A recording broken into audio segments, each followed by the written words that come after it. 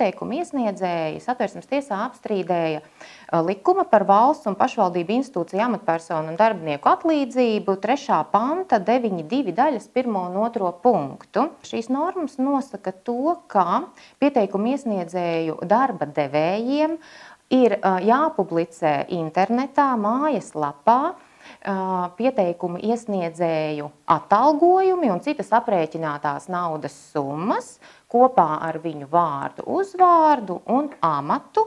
Un otrkārt, ka šī informācija internetā mājaslapā ir jāglabā ne mazākā 8 gadus. Apstrīdētās normas pieteikumu iesniedzēji lūdz Satversmes tiesu pārbaudīt par atbilstību Satversmes 96. pantam, proti tiesībām uz privātās dzīves neaizskaramību. Pirmkārt, Satversmes tiesa vērtē, vai pamatiesību ierobežojums ir noteikts ar pienācīgā kārtībā pieņemtu likumu. Lai šo pārbaudītu, Satversmes tiesa izmantoja no demokrātiskas tiesiskas valsts pamatnormas atvasināto tiesiskas valsts principu, no kura savukārt tiek atvasināts labas likumdošanas princips, jo Saeima likumdošanas procesā bauda rīcības brīvību, bet šai rīcības brīvībai ir jāatbilst vispārējiem tiesību principiem un citām Satversmes normām. Satversmes tiesa šīs lietas ietvaros konkretizēja labas likumdošanas principu. Labas likumdošanas princips ietver gan procesuālos aspektus, gan arī aspektus pēc būtības.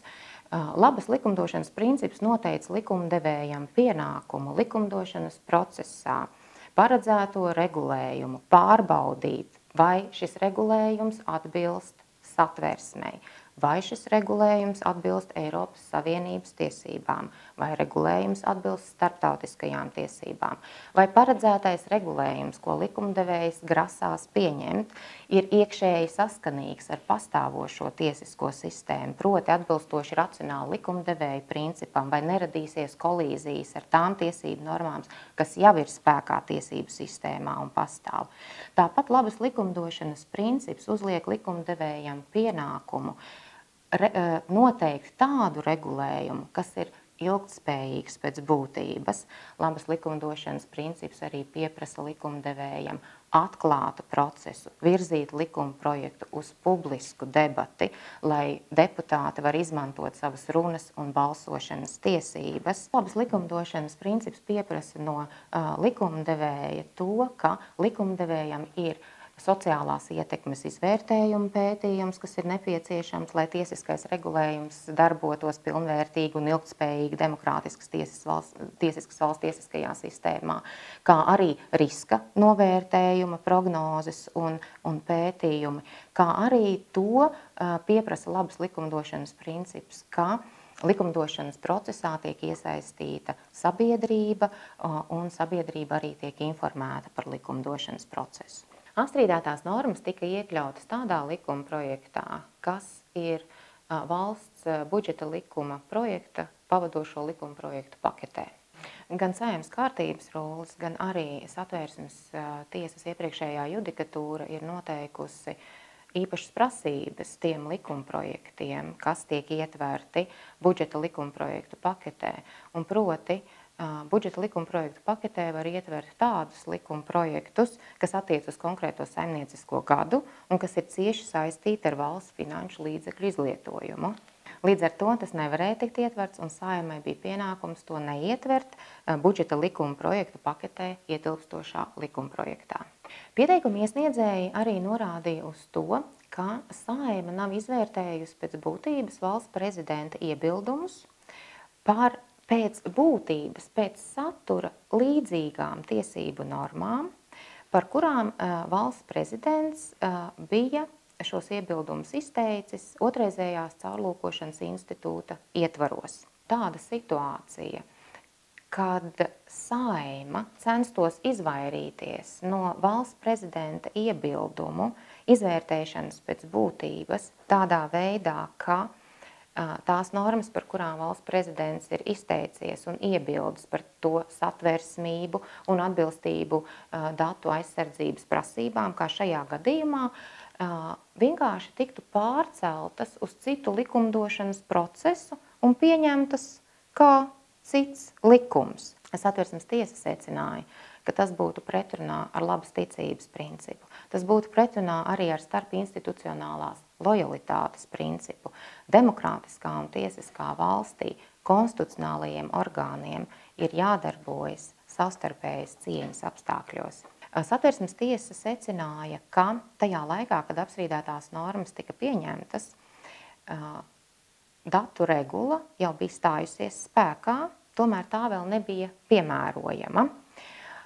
Tomēr Satversmes tiesa secināja, ka Saeimai likumdošanas procesa laikā saskaņā ar labas likumdošanas principu ir jāņem vērā arī tās Eiropas Savienības tiesības, kuras ir spēkā, bet vēl nav kļuvušas piemērojams, un tas izriet no Eiropas Savienības tiesību principa, kas ir dalībvalstu lojalitātes princips, proti dalībvalsts nedrīkst veikt tādas darbības, kas varētu nelabvēlīgi ietekmēt Eiropas Savienības mērķu sasniegšanu. Satversmes tiesa atzīst, ka minētajā likumdošanas procesā ir pārkāpts labas likumdošanas princips, ka šie pārkāpumi izskatāmajā lietā īpaši to kopsakarā ir būtisks procedūras pārkāpums. Satversmes tiesa uzskata, ka, ja Saeima apstrīdēto normu likumdošanas procesa gaitā būtu ņēmusi vērā tos iebildumus un viedokļus, kas bija izteikti par apstrīdēto tiesību normu saturu, par to, ka tās nav satversmīgas, ka tās neatbilst Satversmes 96. pantam, ka tās neatbilst datu regulai, tad likumdošanas procesa rezultātā būtu pieņemts atšķirīgs lēmums. Tāpēc apstrīdētajās tiesību normās ietvertais pamatiesību ierobežojums nav noteikts ar pienācīgā kārtībā pieņemtu likumu, un apstrīdētās normas neatbilst Satversmes 96. pantam, un Satversmes tiesa noteica, ka šīs tiesību normas zaudē spēku no to spēkā stāšanās brīža. Demokrātiskā tiesiskā valstī, un īpaši Latvijā, ir ļoti svarīga personu uzticēšanās valstī un tiesībām. Un tieši tāds likumdošanas process, kas atbilst labas likumdošanas procesam, kas ļauj sabiedrībai saprast, kāpēc šādas tiesību normas ir pieņemtas, ka likumdevējs ir izvērtējis šo tiesību normu saturisko atbilstību, satversmei, datu regulas prasībām. Tieši šāds likumdošanas process, atbilstoši labas likumdošanas principam, arī nodrošinās to, ka sabiedrības uzticība tiesībām un valstī nostiprinās un pieaug.